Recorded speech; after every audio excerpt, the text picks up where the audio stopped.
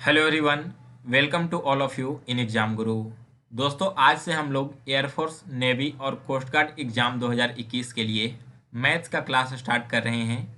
और आज first lecture में मैं आपको परसेंटेज के 5 इम्पॉर्टेंट क्वेश्चंस सॉल्व करवाने वाला हूं।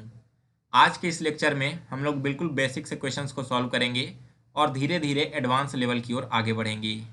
दोस्तों, आप सभी को बता दूं कि अगर आप किसी भी डिफेंस एग्जाम की तैयारी करते हैं और मैथ्स पढ़ना चाह रहे हैं तो इस चैनल पर डेली शाम में आपको एक मैथ्स की वीडियो मिलेगी। अगर आप इस पूरे कोर्स को कंप्लीट कर लेते हो तो मैथ्स में कहीं भी आपको प्रॉब्लम नहीं होगी, यह मैं गारंटी लेता हूं।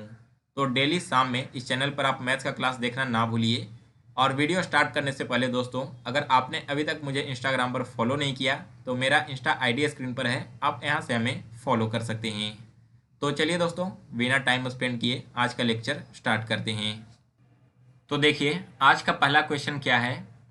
एक परीक्षा में 1100 लड़कों और 900 लड़कियों ने भाग लिया।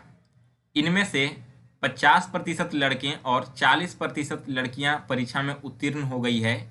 तदनुसार अनुत्तीर्ण परीक्षार्थियों का प्रतिशत कितना रहा है। क्वेश्चन को पहले बिल्कुल ध्यान से पढ़िए और इसे समझने की कोशिश करें। क्वेश्चन में क्या दिया गया है कि टोटल 1100 लड़के और 900 लड़कियां एक परीक्षा में शामिल होती है। इनमें से 50% लड़के पास हो जा रहे हैं और 40% लड़कियां फेल हो जा रही है। तो आपको बताना है कि लड़के और लड़कियां दोनों को मिलाकर फेल होने वाले विद्यार्थियों की संख्या कितनी प्रतिशत है। ठीक है, क्वेश्चन समझ में आ गया। तो चलिए अब इस क्वेश्चन को सॉल्व करते हैं। सबसे पहले देखो क्या दिया गया है। 1100 टोटल लड़के अपीयर हुए हैं एग्जाम में, जिसमें से 50% पास हो गए हैं। हमें फाइंड करना है फेल होने वालों की संख्या ना। तो 100% में से अगर 50% पास हो जाते हैं तो फेल होने वाले विद्यार्थियों की संख्या क्या होगी। फेल होने वाले विद्यार्थियों की संख्या यहाँ पर होगी 50%। तो 1100 का 50% निकालते हैं। दोनों शून्य से दोनों शून्य कैंसिल हो गया और 50 में जब आप 11 से मल्टीप्लाई करोगे तो यह संख्या आएगी 550। ठीक है, अब देखो टोटल लड़कियों की संख्या 900 है, जिनमें से 40% पास हो चुकी है। यानी कि फेल होने वाली लड़कियों की संख्या यहाँ पर क्या होगी। 100 में से 40% पास हो गई है, यानी कि फेल हुई होगी 60%। तो 900 का 60% निकाल लेते हैं। यहाँ पर भी डबल शून्य से डबल शून्य कैंसिल हो गया और 60 में जब आप 9 से मल्टीप्लाई करोगे तो यह होगा 540। यहाँ पर टोटल फेल होने वाले लड़कियों की संख्या है 540। अब मेरे पास दोनों डिजिट आ गया, फेल होने वाले लड़कों की संख्या और फेल होने वाली लड़कियों की संख्या। तो दोनों को ऐड कर देते हैं। ऐड करोगे तो यह होगा 1090, यानी कि टोटल 1090 छात्र और छात्राएं वैसे हैं जो परीक्षा में फेल हो चुके हैं। तो आपसे इनका परसेंटेज पूछा गया है। तो परसेंटेज कैसे निकलेगा। 100 से मल्टीप्लाई करना होगा और डिवाइड करना होता है टोटल छात्रों की संख्या से। तो टोटल छात्र कितने हैं, 1100 प्लस 900, यानी कि 2000 टोटल छात्र और छात्राओं की संख्या है। अब इसे काटिए तो डबल शून्य से डबल शून्य कैंसिल और एक शून्य से एक शून्य। अब 109 को आप 2 से मल्टीप्लाई करो तो यह समथिंग आएगा 54.5% के करीब। यानी कि दोस्तों टोटल छात्र और छात्राओं की संख्या जो इस परीक्षा में फेल हुई है वो है 54.5%। डी ऑप्शन इस क्वेश्चन का करेक्ट आंसर है। और अगर आपसे परसेंटेज नहीं पूछा जाता, केवल संख्या पूछ ली जाती, तब आपको क्या जवाब देना था। 550 और 540 दोनों को ऐड करके जो आया था 1090, यही आपका आंसर होता है। तो जो यहाँ पर आपसे पूछा गया है आप उसे निकाल कर बता देना। आशा करता हूँ कि आप सभी लोगों को यह क्वेश्चन बिल्कुल अच्छे से समझ में आया होगा। तो चलिए अब आगे बढ़ते हैं अपने सेकेंड क्वेश्चन की ओर। अब देखिए सेकेंड क्वेश्चन क्या है। दो संख्याएं किसी तीसरी संख्या की तुलना में क्रमशः 20% तथा 50% अधिक है। तदनुसार पहली संख्या दूसरी की कितने प्रतिशत है। क्वेश्चन में क्या कहा गया है कि दो संख्याएं हैं जो किसी तीसरे संख्या से 20% और 50% अधिक है। तो आपको बताना है कि यह जो पहली संख्या है वो दूसरी संख्या की कितने प्रतिशत है। ठीक है, चलो इस क्वेश्चन को सॉल्व करने के लिए हमें क्या करना होगा। मान लो कि हमारी जो तीसरी संख्या दी गई है वो 100 है। यहाँ पर तीसरी संख्या हमारी क्या हो गई, यह 100 है। तो पहली संख्या क्या होगी, पहली संख्या तीसरी संख्या से 20% अधिक है। यानी कि जो हमारा फर्स्ट नंबर है वो हो जाएगा 120 और दूसरा नंबर तीसरे संख्या से 50% अधिक है, यानी कि जो तीसरा नंबर होगा वो हो जाएगा 150। यहाँ तक आप सभी का बिल्कुल क्लियर है। चलिए आगे बढ़ते हैं। क्वेश्चन हमसे क्या पूछा गया है कि पहली संख्या दूसरी की कितने प्रतिशत है।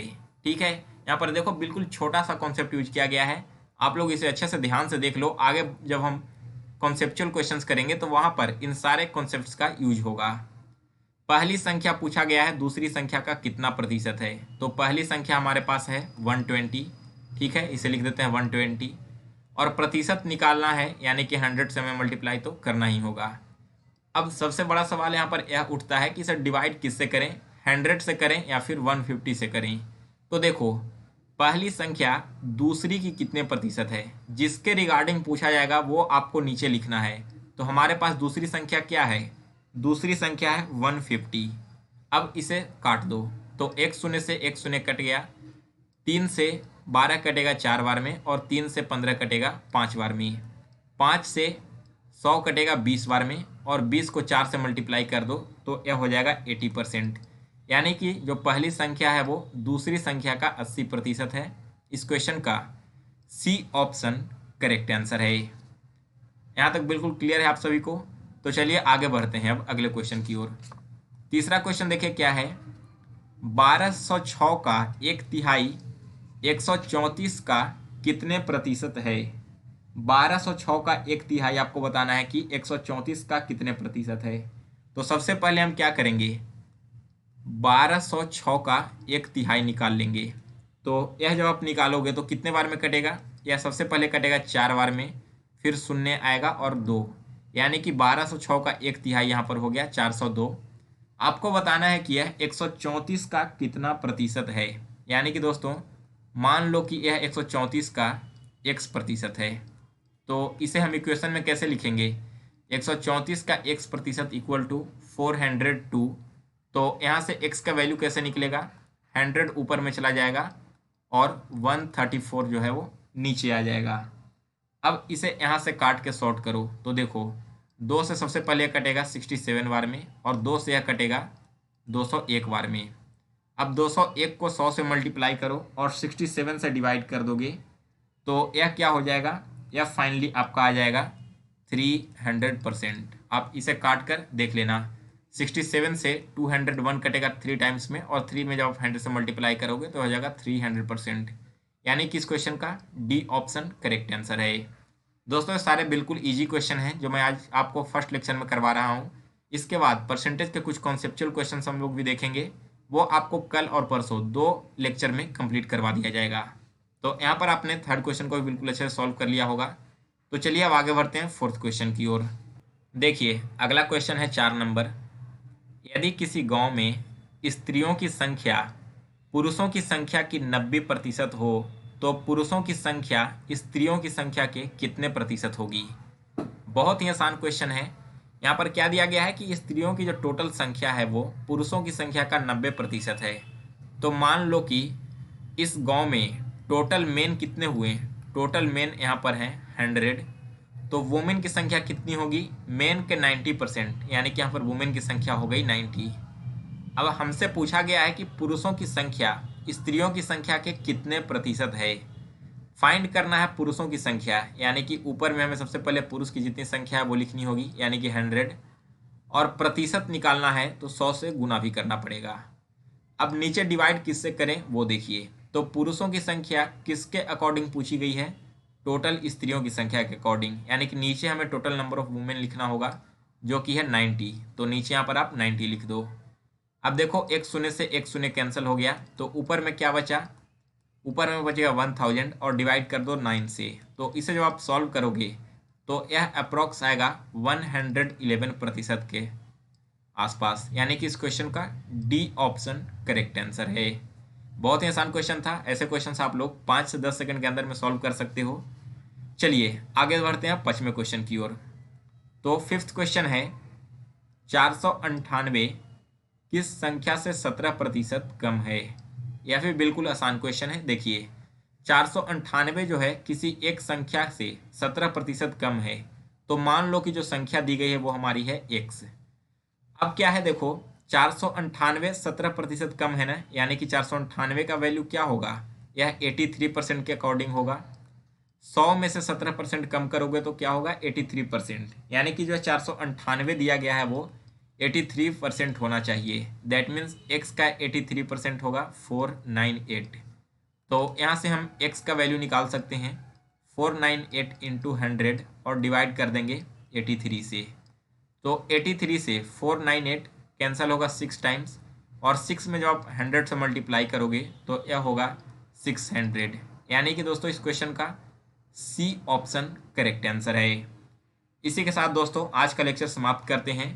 कल से डेली जो मैथ्स का लेक्चर होगा लगभग 15 से 20 मिनट का होगा, जिसमें डेली हम लोग 10 इम्पॉर्टेंट मैथ्स के क्वेश्चंस को सॉल्व करेंगे। तो आप डेली शाम में इस चैनल पर इंडियन नेवी, कोस्ट गार्ड और एयरफोर्स एग्जाम के लिए मैथ्स का लेक्चर देखना ना भूलिएगा। और दोस्तों वीडियो समाप्त करने से पहले आप सभी से एक छोटी सी रिक्वेस्ट है कि अगर आपको यह वीडियो पसंद आई हो तो इसे लाइक, शेयर और सब्सक्राइब करें, और बेल नोटिफिकेशन को भी ऑन कर लें, जिससे आगे आने वाली हर एक वीडियोज की नोटिफिकेशन आप तक पहुंचती रहे।